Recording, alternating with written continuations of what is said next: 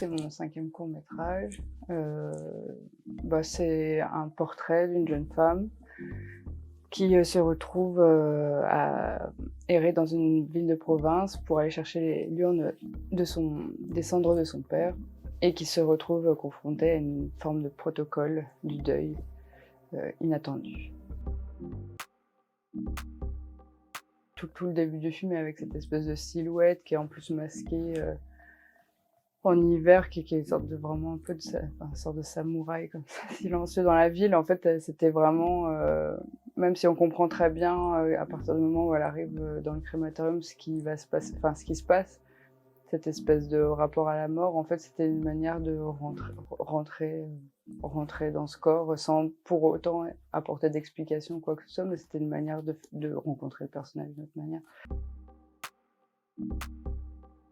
C'est une forme de suite de journée dans le sens où c'est, un portrait, encore une fois, d'une personne un peu a priori anonyme comme ça, qui va être, d'un coup en proie avec une forme de communication impossible avec, une entité, administrative, en l'occurrence la plus protocolaire. C'est vraiment c'est vraiment des films, je pense, sur le langage, sur des langages qui qui qui sont incompatibles, en fait.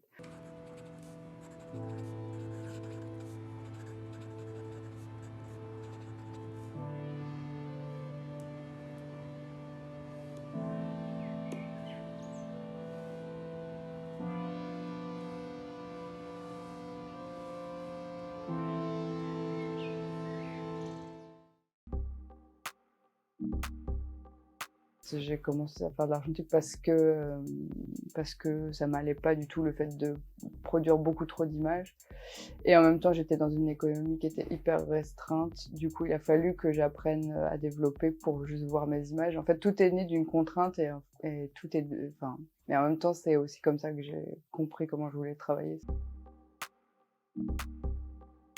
et faire du 16, puis de la couleur, puis être, à se former sur tous les outils jusqu'à devenir, autonome sur tout et surtout aussi à intégrer quand même tout un collectif de cinéastes et une manière de faire du cinéma, à la fois exigeant et débrouille, enfin en tout cas autonome, mais qui n'est pas forcément précaire, mais qui est en tout cas un peu marginal, on va dire.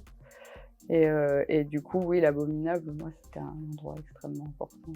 Enfin, c'est un endroit toujours extrêmement important pour moi et pour plein d'autres, aussi jeunes cinéastes. Mais comme tous les lieux, un peu importants, voilà, en ce moment, c'est un petit peu compromis. Ouais. Je fais partie de la Clé aussi, par exemple, et c'est des lieux qui sont extrêmement, extrêmement nécessaires, en fait, quand on a envie de faire du cinéma, exigeant, mais un petit peu désobéissant.